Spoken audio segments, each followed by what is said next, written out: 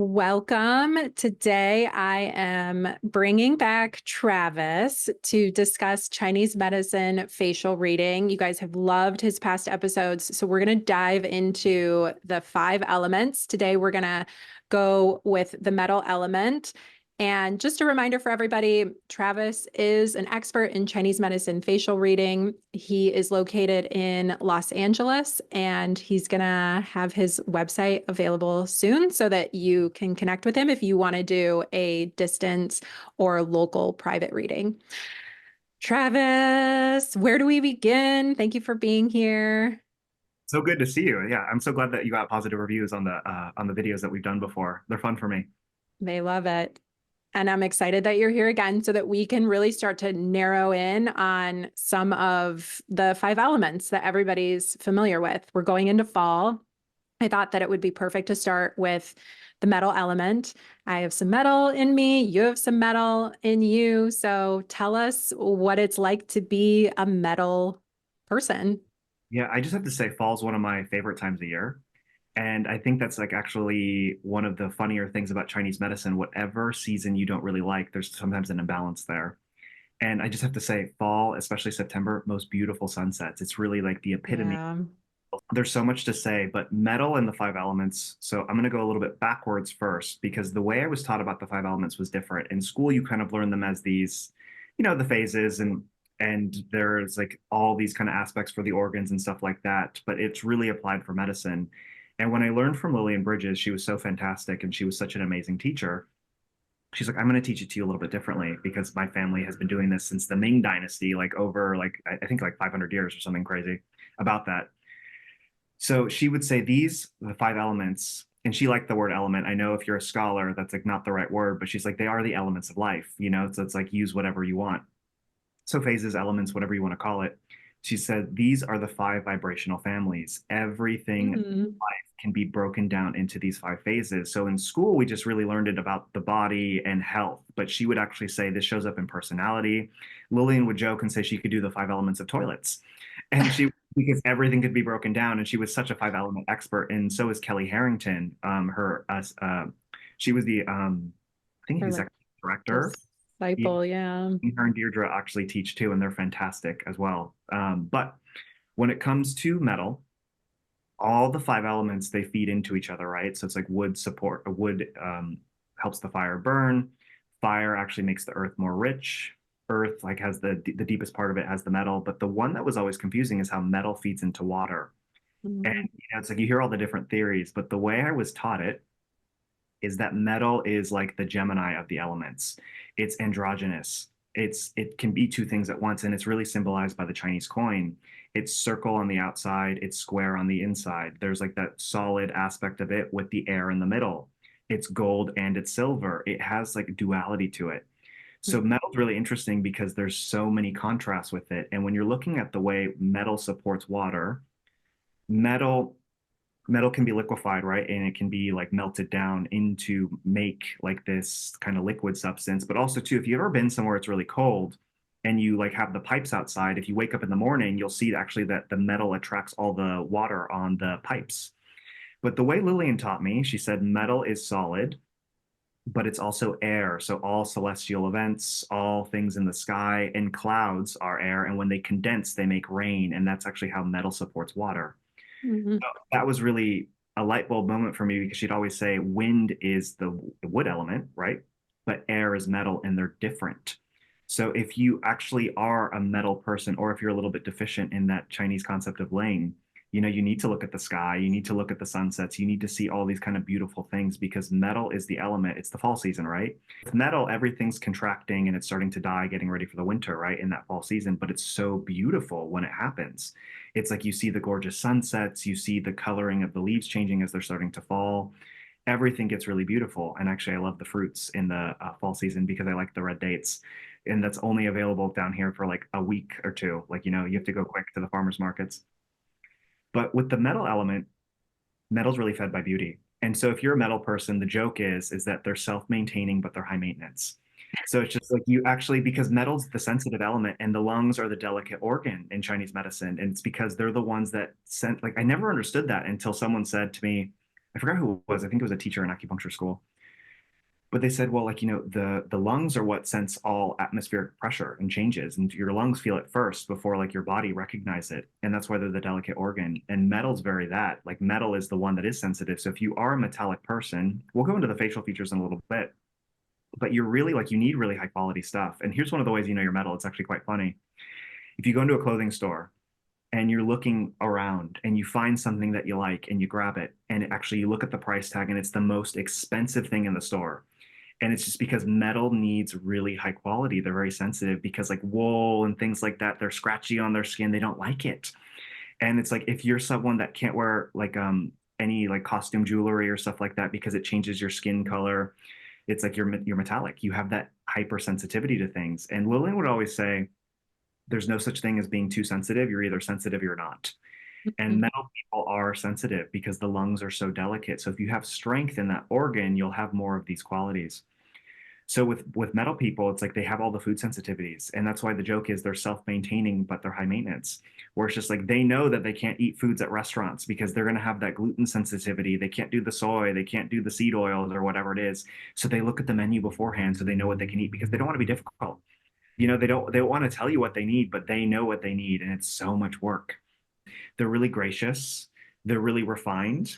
They can be a little bit critical, but it's not because they're trying to be difficult, but it's because they actually need certain things. Their level of bandwidth is a little bit lower than other people's where they can't take as much stimulation.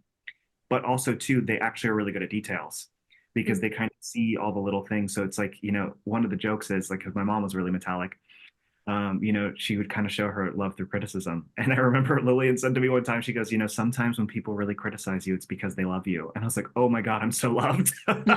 She goes, honey, why does your hair look like that? It looked better the other way. Or, oh, wow, like you look tired today. Like, and she meant well. But it's like she could pick up on all those little details. And, growing up, I was like, why is she being so difficult? Like, why is she being so critical to me? But it was because she Opinionated.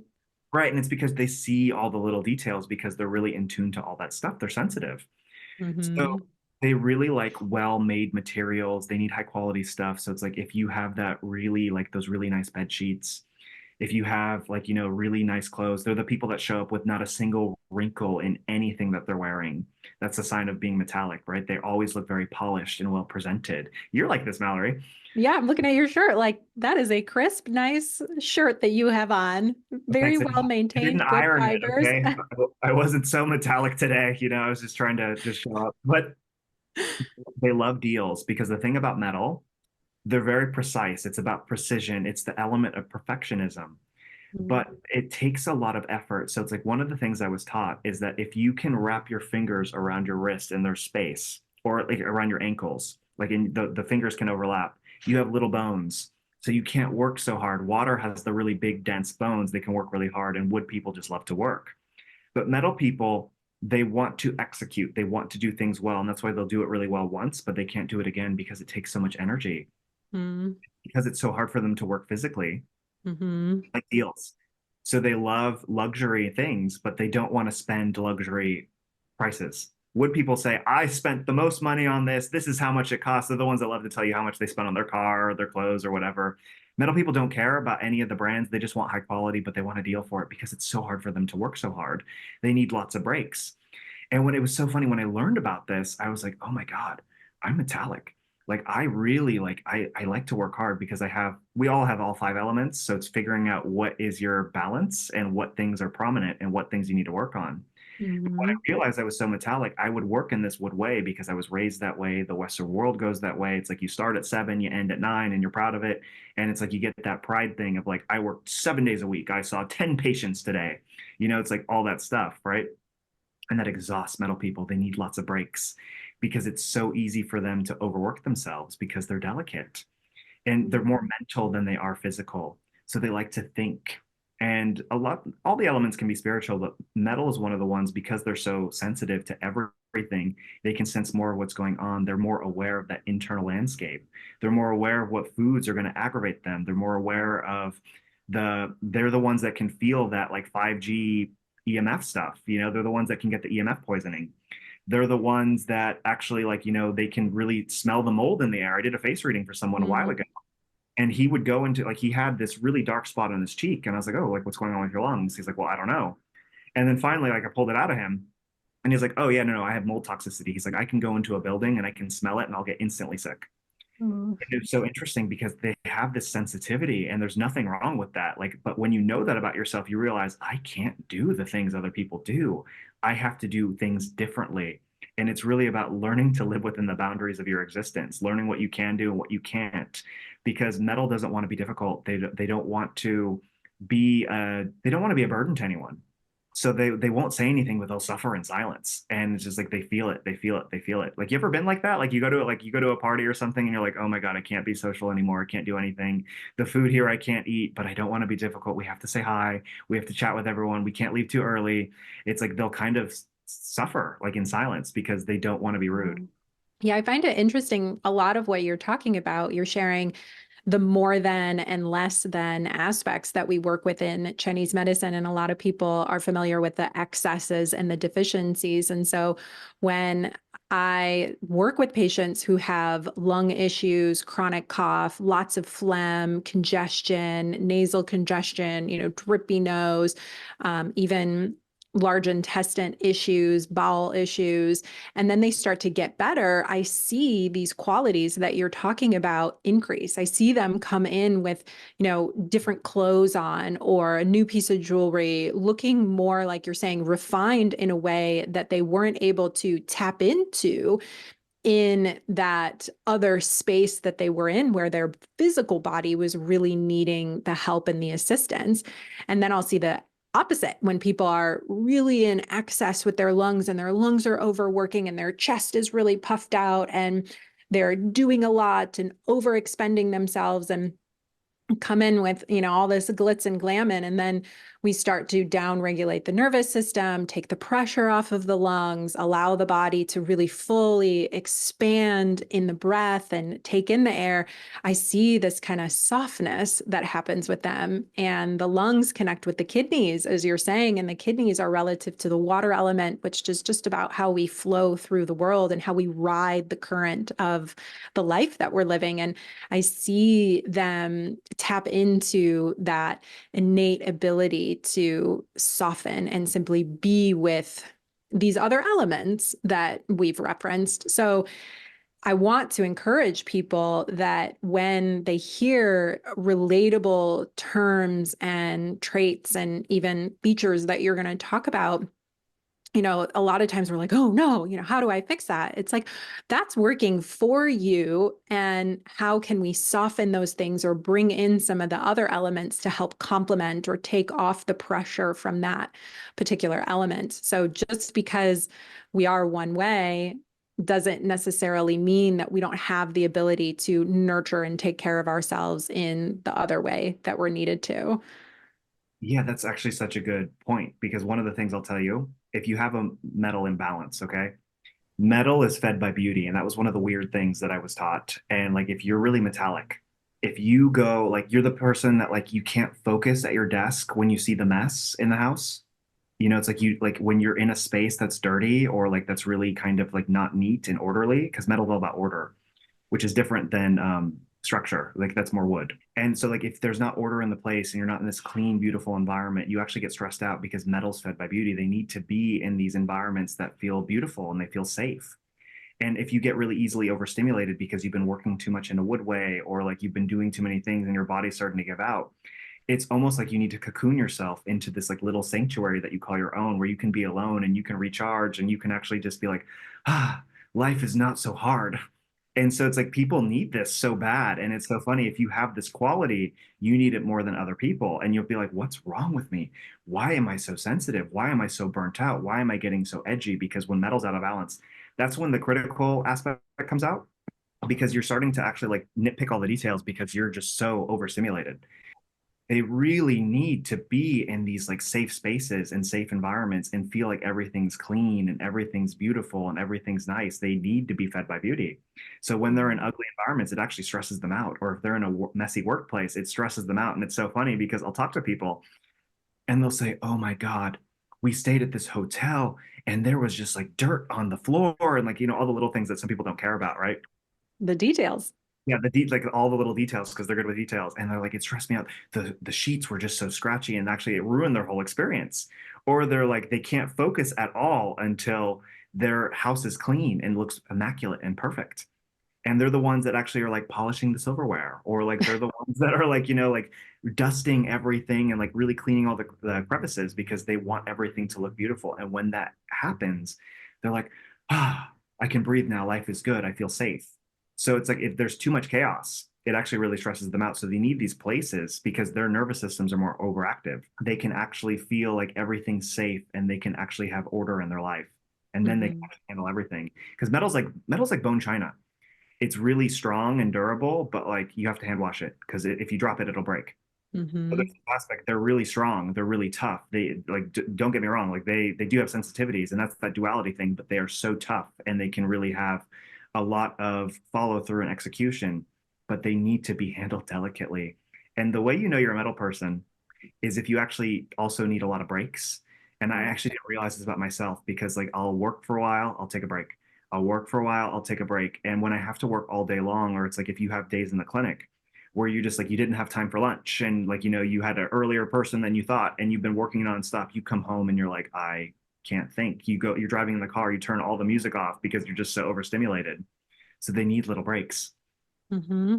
Yeah. I'm a metal person as well. And I relate so much to a lot of what you're saying and getting into the refining of being the metal element and finding aspects to help it work for me is what has been so important. And part of that process of learning is engaging with myself, learning about yourself and how you want to move throughout your day. And one of the things that you mentioned was your patient who can sense and is very sensitive to mold. And one of the facial features that's associated with the metal element is the nose. And we all have different noses. We all have different characteristics of our nose. Will you talk a little bit about how the nose is specific to the metal element and how people with the metal type can see their nose if it's a metal nose? Yeah, sure. One of the things Lillian learned from her uncle was that facial features actually like adapted and evolved over time. And so, like, if you have a longer nose, you are a little bit more metallic, and that's actually why the nose is associated with ego. Because you can't, your ancestors, which is interesting because I'm curious to see maybe if people from the Middle East, where it's really hot, maybe they came from somewhere else originally. I don't know. But if you have a longer nose, generally you come from a colder climate because you need to heat up the air more. And there's this actually like ego thing that kind of happens where it's like, I have to live, I have to survive because you're used to living in these harsh environments that are so cold. So the air warms up. So if you have that longer nose, it's a sign of more metal features. If you came from like a tropical climate, they tend to have shorter noses. And it's because the air is really warm already. It doesn't need to travel. It doesn't need to be heated up. Because if you've ever been somewhere it's really cold and you go outside and you breathe in the air too quickly, it like burns your lungs. So the air actually needs to warm up. And like you're nodding because it's cold where you are. But it's really interesting. So yeah, the nose actually is really associated with that. And same thing with the cheekbones. And that's actually why too, if you have those really strong cheekbones, you tend to, the saying in Chinese is that you tend to have more authority. But I think too, because Mm-hmm. there's more space for the there's more space to actually like allow the voice to boom and to be like louder and project yourself more. So these Mm-hmm. things are really associated with it, but the nose in particular is associated with the lungs, as all facial features have a correlating organ, and the nose makes sense, right? It goes right to the lungs. So it's like when you have that longer nose, you actually do have a sign of more of the metallic traits. You have more ambition, which is a metal trait, different than drive, which is wood. You'll see that more in the eyebrows and the jaw, and you'll have it's more of like a personal ambition where it's like you want to achieve things for yourself, you want to do things on your own terms, you don't care about being the best, you want to do your best, you want to do the best that you can do, and you don't really care if other people say you're doing a good job, you want to feel that you're doing a good job. And it's so funny, I have this trait people like 'cause sometimes when I teach classes, I'm like, I didn't do good enough. Like, I should have prepared more. I should have done all these things. And people will say, you did such a great job. I'm like, but I know that there was things I should have done to prep for that class more. So it's that funny thing, right? So it's like the nose actually is really tied to ambition. It's tied to the metal element. It's tied to ego too. And it's tied to the is that how you say it? Po? Oh, It's like the Po, which is like the corporeal soul. It's the integrity of a person, and it's also like the physical capacity of them. So there's this aspect too with the nose that actually shows how much you're in alignment with your integrity and your values, which is really interesting. And that's kind of one of the more energetic aspects of it. So the longer, straighter the nose, the more someone is going to have really strong ideals and values about how things should be. And they might not be right or wrong, but they're their ideals and their values, and they want to uphold those and live to those. Yeah, and for people who aren't watching on video, Travis is talking about like the bridge of the nose. He's going to get into the nostrils too, but the bridge leading up because you can The have whole, the whole nose, the whole the nose. whole nose, yeah, from what between the eyebrows down to like the tip of the nose. It's the length of the nose. So if you have a long nose, and Hmm. there's the science of face reading, right? This means this, that means that. And then there's the art of it where it's just like, well, how big is that? Like, and the way I was taught is that you have to actually compare it to the rest of the features. It's very subjective. You Hmm. actually have to see, like, is that feature standing out or is it jumping out? And like the easiest way is like what jumps out at you first when you see someone. Yeah, tell us about the nostrils. So interestingly enough, I forgot what chapter it is, and I should have looked it up before this. But in the Neijing, the Yellow Emperor's Inner Canon, there's this chapter that talks about the face, and it was Hmm. so interesting because this made me understand nostrils more. Because there's this chapter that says if someone, it's really like it's old school, right? So it's kind of like severe. But there's this chapter that says if someone has sunken cheeks and dark eyes and like Mm. really flared nostrils, it's a sign they'll die. And I thought that was so interesting. And I was like, oh my God, like that's fascinating because that ties in with all the aspects I learned with face reading. But when you're reading that chapter, you're like, why are they saying that? And that's the thing with old texts, right? Like ancient texts, you actually need to know the perspective where it comes from. And it's really valuable to have a teacher, which I'm so grateful for. The thing I was taught about nostrils is that the nose is the piggy bank of the face. And this is the time, money, and energy thing. So the saying in Chinese is that time, money, and energy are all the same energetic. And so when you use your time and your energy to make money, and when I was in massage school, I was taught that like look at all your clients as a bill because all clients are like, like that's your electricity bill, that's your water bill, that's your phone bill, which is like not really a good way to look at people. But it was so interesting because that was the first time I was taught this. And then I was like, why are they saying that? That doesn't make sense to me. And then when I learned time, money, and energy are all the same thing, you use your time and your energy to have the universal currency that is money. And I was like, okay, this makes sense. So when you look at the nostrils show how much energy, time, or money you'll spend. And it's so funny because the way Mm. we were taught some weird things in face reading, where it's just like if you want to see what's normal, put the edge of your pinky in your nose. Do it in private so people don't think you're picking your nose. Oh, I'm But gonna do it right now. if it's snug, Yeah, that if okay, it's cool. You'll spend about as much as you have. Okay, cool. And like you can conserve a little bit. But if it's really wide and you have those really flared nostrils, you can spend more than you have. So the larger the nostrils, the more people can spend their energy, their time, their money. And it's so interesting. I can't tell you, I've met so many people that actually have the really large nostrils and they will spend huge amounts of money or time or energy on things that might actually burn them out later. So it's mm. actually a gauge to see is someone overexerting themselves? Are they overspending? Are they managing their time poorly? And one of the Mm. things, I'm sorry to say, I've worked really hard on this when I learned this. If you don't manage your time well, you're probably not managing your energy or your money really well either. Yep. Energy, sure, money's probably the same. And when I learned that, I was like, oh my God, I need to be earlier to things. I can't be late anymore because that's a sign I'm not managing my energy well. And it was so true because there'd be all these times it's just like I'd be late for things and it throw off my day and then I'm burnt out because I'm stressing about it. And then also too, like I didn't pack my lunch, so I have to spend money on lunch, like all the things, right?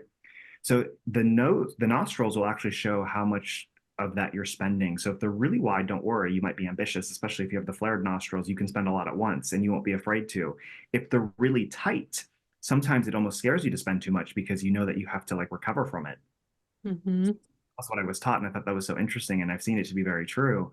And it's funny because I went out to dinner with some friends the other night, and one of our friends actually was like, let me buy you dinner. And he had these really wide nostrils. He's like, let me spend it for you. That's fine. He had no problem doing it. Could he afford it? I don't really know.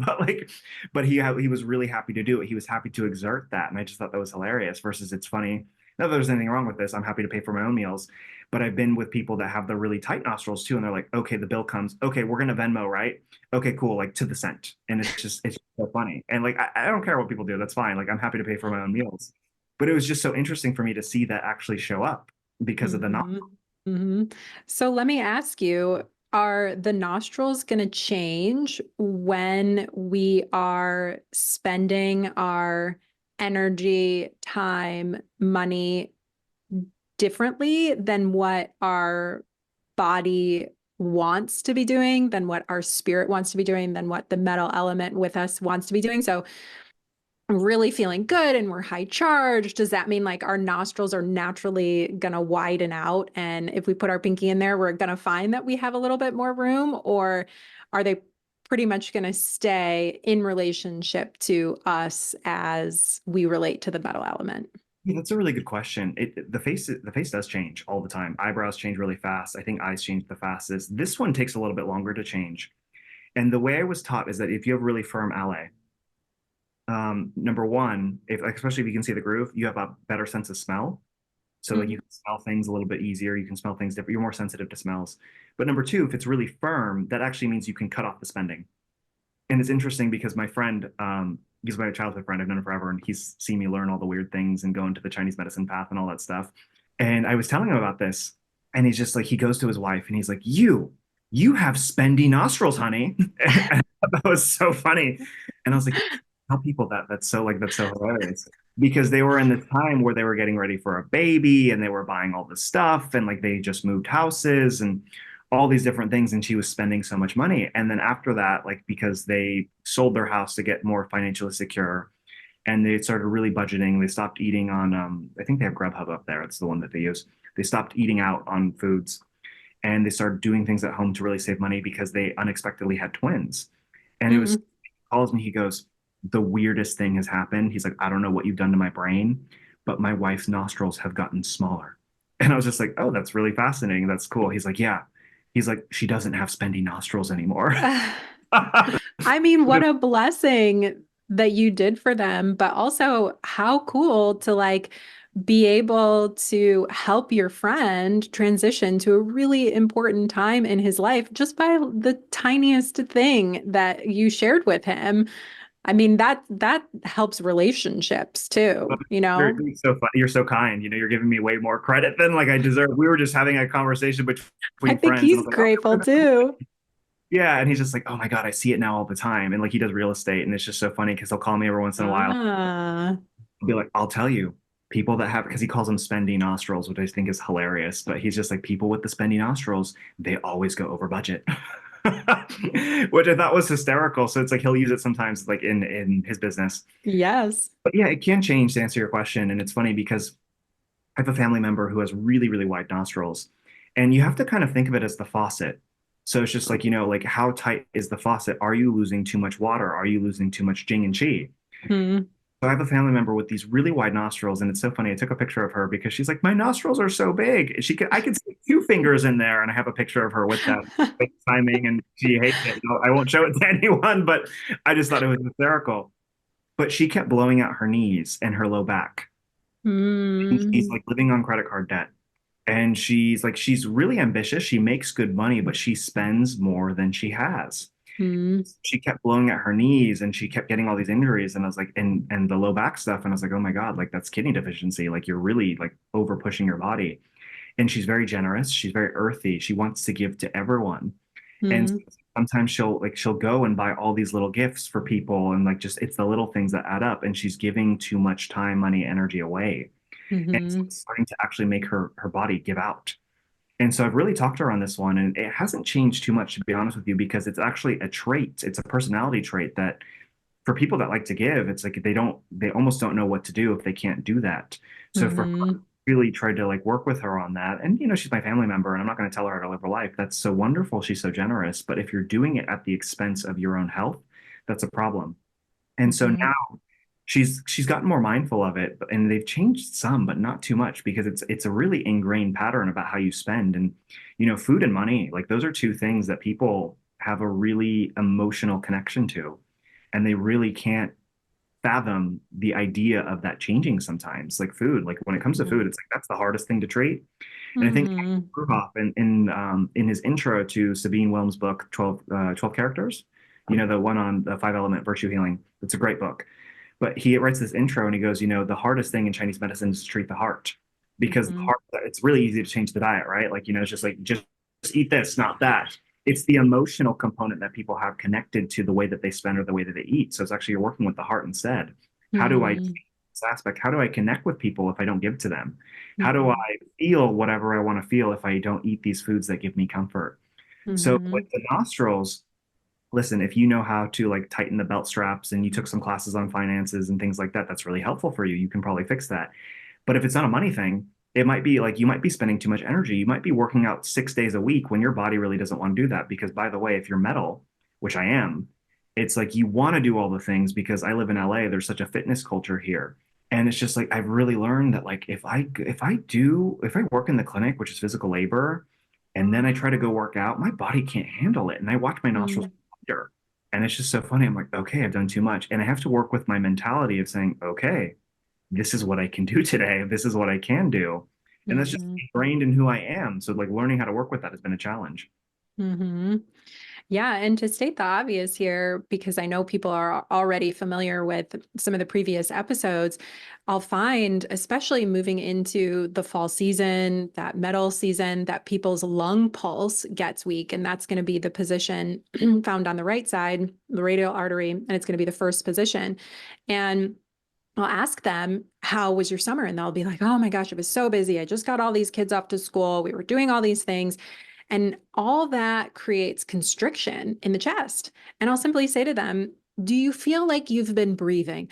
No, that's why I'm here. I feel like I can finally like let go of my constraint, my breath, and allow my lungs to move. This is things that people are saying that they're very much aware of. And what you're talking about, taking oxygen in through the nose, letting the lungs expand, really feeling yourself in your environment and being present in your environment, to your case study of your aunt. Maybe if she does a breathwork class or takes a few moments to breathe before she goes from one thing to the next, or just starts her day with 3 minutes of just breathing in and out of her nose, it's going to start to change her relationship to her external world. Because when our external world is chaos, oftentimes the first things that we want to do is hold things in, tighten, constrict, and protect ourselves because it's crazy out there, but we still have to show up, but we can't show up with a big full chest because we're a little scared. We're a little nervous. We're a little unsure. We're a little worried. We're a little apprehensive about what might happen. And so when we're able to consciously engage the breath and say, that was a stressful situation. Let me just take a few minutes to breathe and expand. You're going to feel more expansive in your own life. You're going to feel more in control. And the metal element really likes to be in control. And to the case of your friends as well, and his wife, they were able to say, oh my gosh, this is happening. We're doing all these things. What can we do to shift that? And the metal element is the one element that we all think of as practitioners that can really change, because it can melt and it can be a solid thing to then something that's very soft and transformed into something else. Whereas like the earth element grows things and feeds and, fertilizes to then produce. And so, what I want to leave people with in this little tangent that I'm on, which is going to lead me to the next feature, is to breathe, to slow down, to really appreciate the lungs as an organ and their ability to expand in all four directions. They go front, they go back, and they go side to side. And if you're not breathing in all those directions, if you're just breathing in the front, then your back body, your ability to move through the world in a graceful way is going to suffer a little bit because you're just charging so much from moving forward. It's probably been like maybe 4 or 5 years ago. Now you did my first reading outside of the class that we took together virtually. And one of the That's things gone that by so fast. I know we've both grown. One of the things that you said to me several years ago was my cheekbones and the space under my cheekbones was a little hollow. And I distinctly remember you asking me, are you breathing? Do you feel like you're slowing down? And I just said, no. I mean, I have all this stuff to do. I was starting a business. I went out on my own. It was just like, let me just tell you about all the things that my life is crazy. And you just so simply said to me, well, just breathe. Just find some time to connect to your breath in between all the things that you're doing. So tell us a little bit about how like the cheekbones and the space under the cheekbones can represent what I was talking about before is that like constriction and pulling in and how the cheekbones show that resemblance too. I'm gonna come back to that because the saying that I was taught is you want to eat the sun and breathe the moon. And well, I think we already talked about eating the sun. But breathing the moon is about breathing in a way where it's like you're kind of getting lost. It's like, if you've meditated or you're in sports or whatever, it's that zone where it's like you kind of aren't really, you're just so focused on what you're doing and you're so internal and you're just so in this space where anything's possible. And so it's Mhm. about breathing deep enough to be present and realize that anything is possible. And that's why I really love the term for breathing.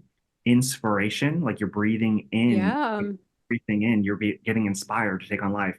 And then expiration, breathing out, you're letting go of everything that's expired. And when you're in this deep way Hmm. of breathing, in you're breathing the moon, like you're taking in the beauty of your surroundings. You're kind of so present in what you're doing. You're actually going slow enough to realize that anything is possible and you have enough time, energy, money to handle whatever it is that you need to handle in life. Yeah. So it's about breathing. It's about breathing really deeply to be present. And that one's a really tricky one to explain. So I hope I did an okay job. Hmm. Can tell you it with the lungs. So there's the cheekbones up top, which are more about like authority and more about like how you say things and how sharp you can be when you say them. Hmm. Down here is more about stress and it's more about breathing and it's the money bag area, which is about like, are you going slow enough to enjoy your life? That's really what money bags are about. And so the way I was taught, and if you're listening to this, I'm going to do my best to explain it, but you take your pinky and put it on the edge of your mouth and then you rest your ring, middle, and pointer finger on the cheekbone and zygomatic arch. And then you take your thumb and you put it back towards the angle of the jaw. And that whole area is the Wei Qi.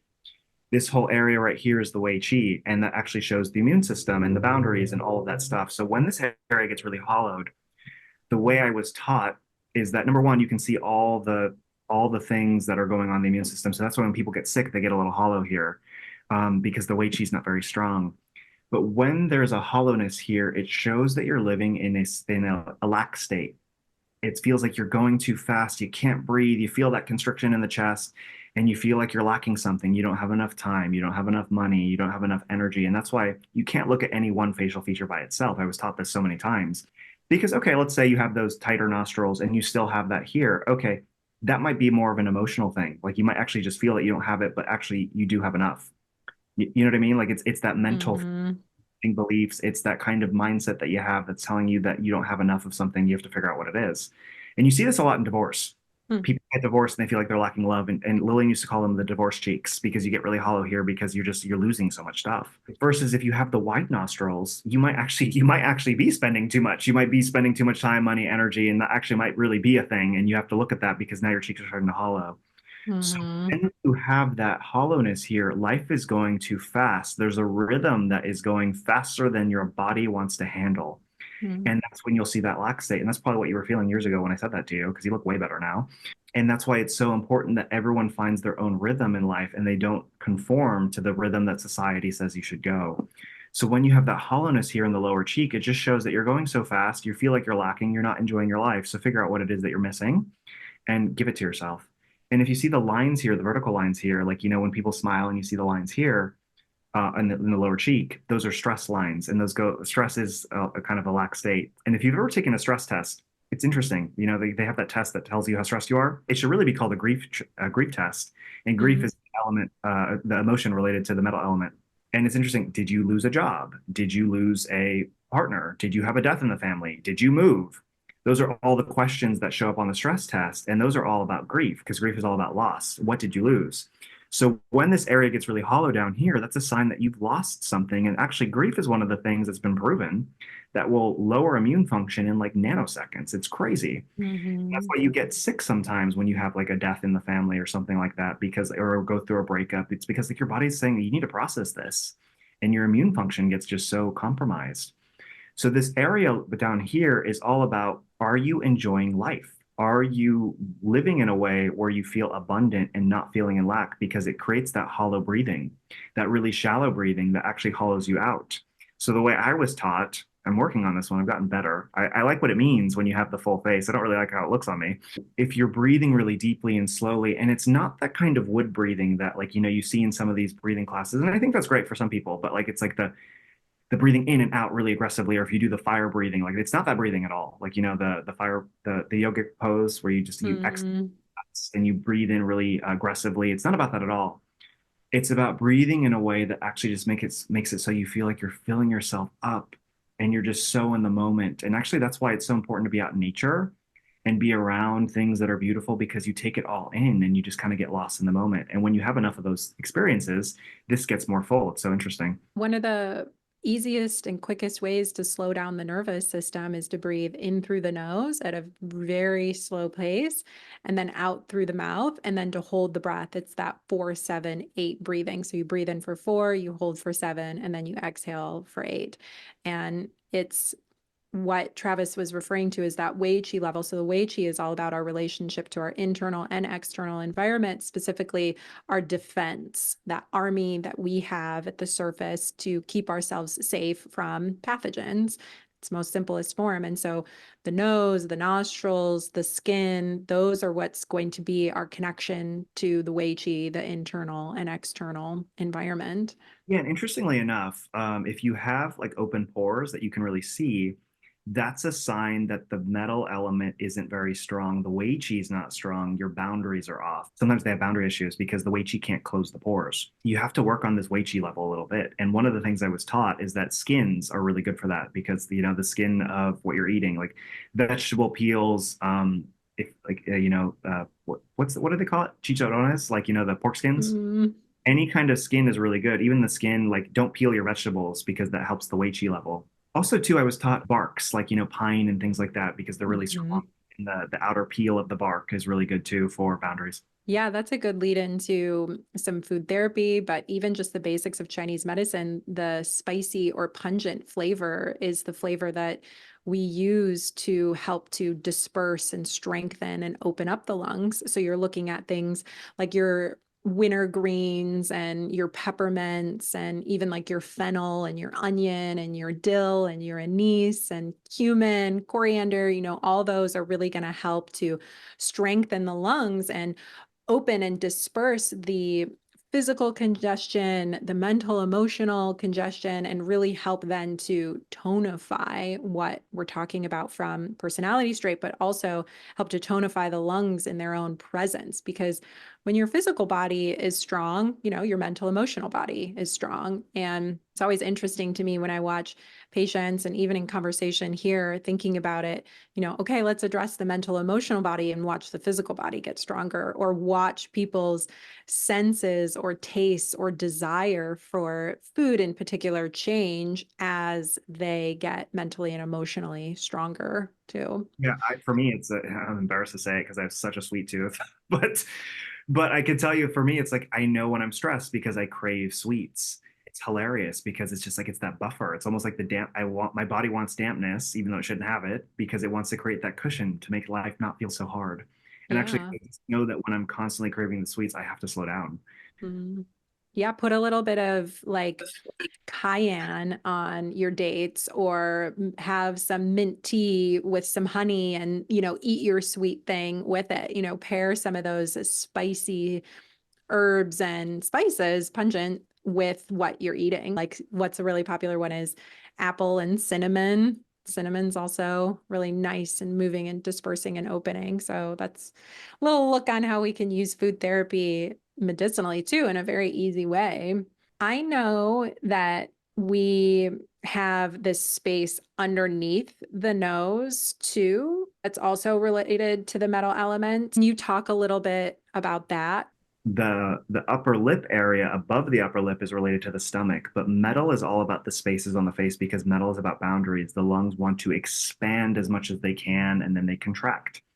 So they're called white spaces, but if you have more space anywhere on your face, that's considered a metal trait. So if you have a taller forehead, or if you have a high space above your eyebrows, or if you have a longer space below your nose to the upper lip, those are all considered metal traits. Or if you have a really wide face. So Mhm. that's the metal features. And metal is like one of the trickier elements to see. It's the last one that I learned because water, there's the most features to see.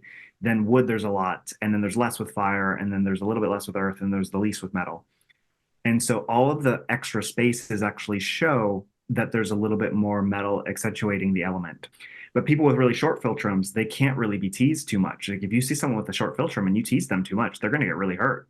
So if you Mhm. have that longer philtrum area, you can actually have a little bit more bandwidth for people to make fun of you and poke fun at you. So when you have more of an upper lip line, because this is a little bit more diagnostic and ties into the food stuff we were talking about. So if you have that really refined upper lip, there's the points above. That's actually a sign that you have more of a metallic digestion. You need really high quality foods. You need really refined foods. You can't eat as much of the like the junky food. So it's like you're going to have more sensitivities there. So that's one of the places that metal shows up because anywhere metal shows up, there's going to be more refinement in that area. So even going back to the philtrum, it's just like you can probably take a little bit more of the teasing because you're a little bit more refined about it and you can actually say okay, like that's not really who I am. I know myself well and they're just poking fun at me. If it's shorter, you're going to say, oh my god, why are they saying those things to me? That's so mean. So what's considered like a long philtrum and a short one? Because before when we were talking, you said to put your finger in your nostril. So is it like one finger? Is it two? Like how do you? I don't know. It's very subjective. That's a great question. I like the one finger thing because that's actually quite good. I think right there you have a little bit more than one finger. Yours is long. I could Uh, feel that. you Yeah. can get the Soon measurement, right? Like the thumb. If you have more space between your finger, then it's definitely long. Okay. If it's a little bit shorter, you can't even really put the finger up there. You know what I'm talking about? You'll see it. It's very subjective. Yeah. Yeah. I've seen You have them. you have to gauge it, but like it's you'll see it. It's just like, well, that's short. It's not as long as other people's. Yours is very long. Travis, we've covered a lot about that metal element. There's so much more that we can add. We didn't get even too much into diagnosis, but this was a lot of fun. You provided a lot of information. I know we both were talking before about how we are metal in our own way and that it is quite a Totally. predominant element for both of us. Is there anything that you want to leave our audience with before we close up? I think there's so much to do with face reading, but this is a Chinese medicine podcast. And, when it's used in everyday life, it's called face reading, but when it's used in medicine, it's diagnosis. And so for the people that are practitioners that really want something that they can gauge easily, I'll tell you this. If you see darkness in the cheek area, that's a sign of old grief. And the way I was taught is that the further up on the face it is, like closer to the nose, the newer it is. And if it goes back, that's old grief. But anytime you see Mm, darkness in this kind of lower cheek area, that's a sign of grief affecting the lungs. And that's actually too one of the places it's different because cancer kind of looks like spider veins, but that's one of the places you'll see cancer. And a lot mm, of the times there is this emotional underlay of old grief with cancer, but really cancer is about other directedness. Other people's needs are more important than your own. And then you do actually start to grieve this life that you didn't live because you don't know how to put yourself first. And metal is all about values, virtues, order, and living within your own integrity. If you see those dark aspects on the cheeks, or if you see the hollowness of the cheeks, it's someone who is either grieving or they're living in a lack state. And that's actually very similar because sometimes feeling like you're living in a lack state makes you grieve a life that you're not yet living. mhm. So if you're looking for something really practical and applicable, because there's so much other stuff we didn't talk about, then I can tell you, look at the cheek area. And if you see darkness there, don't worry, you can work with that. But that's just your body's way of telling you that there's some old grief stuck that you haven't processed yet. The body's always talking to you. It really is. And the problem is it doesn't speak English or whatever language you speak. It speaks through symptoms. So it's like the face is such a valuable tool because it's an entry point into the psyche, but it's also an entry point into what is actually going on with the organs. and you can really see the emotions. And, it's that Chinese medicine thing. The only internal cause of disease in Chinese medicine is your emotions. You're looking for something to really gauge for the metal element, look in this area because it'll either tell you that someone's living in a lack state, and all you have to ask them is, what is it that you feel like you don't have in your life that you really did wish you have? And it's funny when they say time, or when they say energy, or when they say money. And that's a big one that will show up there because metal wants to feel secure, but it's the most sensitive of the elements. So it needs this kind of internal security. Mhm. They need to feel like they have whatever it is that they need. And that's actually one of the healthiest things to help people figure out how they can get out of this grief state. What can you be grateful about that you have right now? Because that's the transcendent emotion that transforms grief. And what is it that you feel like you have enough of? And it's so funny because your mind will play so many tricks on you. And if you're metal, you're more mental. You'll think more. And so sometimes it's about actually checking the facts and actually seeing what it is that you don't have and remembering that it's your job and your responsibility to give yourself what it is that you need. Yeah, that was one little point that I knew you were going to come to is metal oftentimes will go out and be very external, look for those needs, look for those wants outside of themselves to be fulfilled by our environment, by people, by work, by money, but really how are we going to do those things for ourselves and give good meaning and be able to receive what we've done and reflect and appreciate what we've done and give back to ourselves in a very specific way of acknowledging that for ourselves, not going external and looking for that gratification.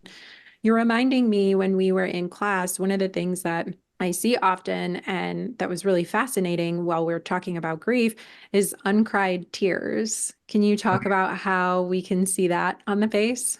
Yeah, the unshed tears. So it's really interesting. That's a very Chinese thing. And I'm not Chinese. I'm grateful that I have Chinese teachers, but like You there's a probably lot have of Chinese ancestors.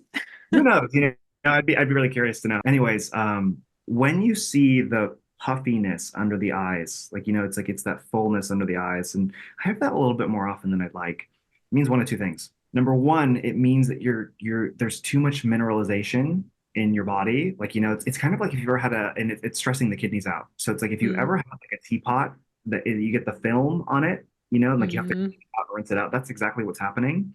mm, You're having too many minerals and things. So you need to drink more filtered water, distilled water, which is so funny because most people actually need more of the minerals in the spring water and stuff like that. But the other thing it can mean is that you have unshed tears. You have old things that you haven't cried about because you've held it in. And it was so interesting. I did corporate massage a while ago, and I remember there was this girl. She had these really, really puffy underneath aspects underneath her eyes, and she casually mentioned that she was in a car accident. And then she casually mentioned that, because I had 10 minutes with her, okay?